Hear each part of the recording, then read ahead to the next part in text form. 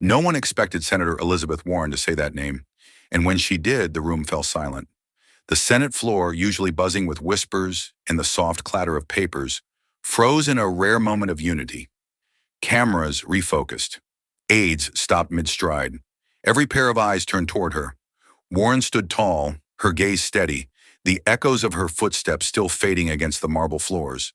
There was no grand gesture, no rehearsed pause, just conviction. When she spoke, her voice carried that calm gravity that comes only when truth meets purpose. "There's a new kind of brilliance shaping this country," she began, "and her name is Jasmine Crockett." The effect was immediate. A wave of disbelief, even admiration, rippled through the chamber. Some nodded, others shifted uneasily, but no one interrupted. It wasn't just what Warren said, it was who she was saying it about. A woman from the House whose fire and fearlessness had already made her a lightning rod in American politics. In that instant, marble and history felt alive again. It was more than a compliment. It was a passing of the torch, a recognition long overdue. But to understand why her words hit so hard, we need to know the story of the woman she honored. Before she became one of the most talked about voices in Congress, Jasmine Crockett was the woman standing in crowded courtrooms, fighting for those the system forgot. Her presence wasn't loud, it was certain. Every word she spoke carried the weight of someone who'd seen justice denied and refused to look away. Long before cameras and committee hearings, she faced real battles. Tenants evicted without cause, voters turned away, families silenced by bureaucracy. She fought those fights one by one, her voice calm, her logic unshakable. Even then, there was something magnetic about her, that rare balance of intellect and empathy, fire and grace. When she stepped into Congress, the tone didn't change. Only the audience did. Every time they tried to talk over her, she made them listen. Every dismissive smirk became fuel for her next argument. She didn't just defend policy, she defended people. And when she spoke, even her critics leaned in, unwilling to admit they were learning something. The media called her polarizing. Her supporters called her necessary. But Jasmine didn't chase labels. She built legacies. Her command under pressure, her refusal to bend when others folded, turned her into something larger than a freshman representative. She became a mirror, reflecting both America's progress and its unfinished promises. Her rise wasn't about ambition, it was about purpose, and that purpose burned brighter than the noise around her. But admiration soon became resistance, and the halls of power weren't ready for her kind of brilliance. It began quietly, a smirk here, an interruption there. Then the whispers grew louder. When Jasmine Crockett spoke with conviction, they called it aggressive. When she demanded facts, they called it disrespect. Her tone became the headline, not her truth. In the echo chambers of power, passion from a woman like her was still seen as a threat. Televised hearings turned into battlegrounds. Each time she took the microphone, someone tried to cut her off, to shrink her moment into a soundbite they could distort later. But she didn't shrink. Her voice, measured and unyielding, sliced through their talking points like lightning through fog. She smiled when they sneered, answered when they mocked, and stood her ground when they tried to drown her out. Outside those marble walls, America was watching. Clips of her sharp exchanges flooded social media. Hashtags lit up. Commentators defended her brilliance. Students quoted her speeches, and supporters from every corner of the country began using one phrase again and again.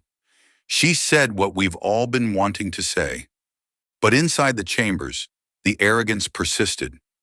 The old guard clung to decorum as if it were armor, mistaking silence for strength and obedience for respect. They didn't just fear her arguments. They feared what she represented, a shift in who gets to speak and whose voice gets remembered. And just when the noise reached its peak, a voice of calm authority rose above it all. The chamber was still humming from debate when Senator Elizabethwarren lifted her eyes from her notes. Her voice, steady, deliberate, unmistakable, broke through the noise like a gavel calling history to order. Conversation stopped. Pens froze mid-air. Even the air itself seemed to tighten. No one expected Senator Warren to say that name. one aide would later whisper. Not there, not like that. But she did, clear, unwavering, intentional. Representative Jasmine Crockett, Warren said, her tone cutting clean through the marble stillness. Her sharp mind and fearless clarity remind us what public service should look like. For a heartbeat, no one moved. Then came the silence, heavy, respectful, electrified. Across the aisle, a few heads lifted. Some nodded. Others looked down, unable to meet the weight of what had just been said.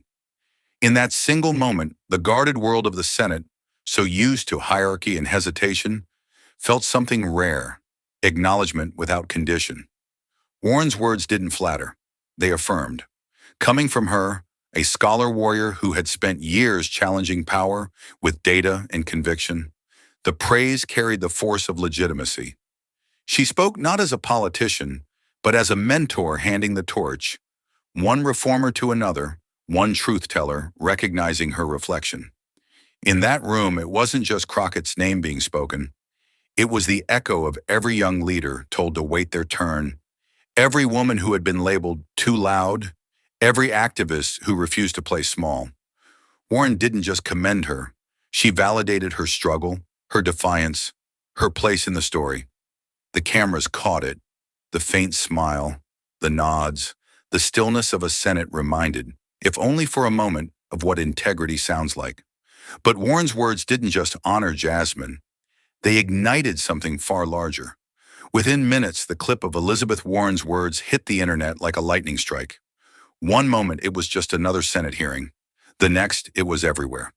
TikTok feeds flooded with slow-motion replays of Warren uttering Jasmine Crockett's name, each video layered with dramatic music and flashing captions.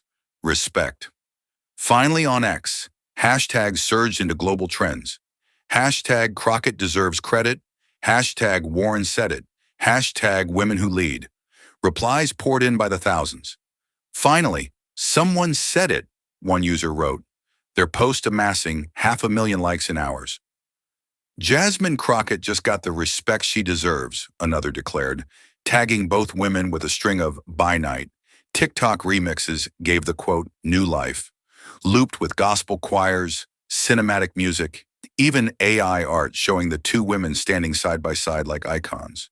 It was no longer just a Senate moment. It had become a movement. And yet, while the internet roared with celebration and pride, Jasmine Crockett herself was silent. She wasn't basking in the praise or watching the views climb. She was reflecting deeply, quietly, because what she said next would change everything.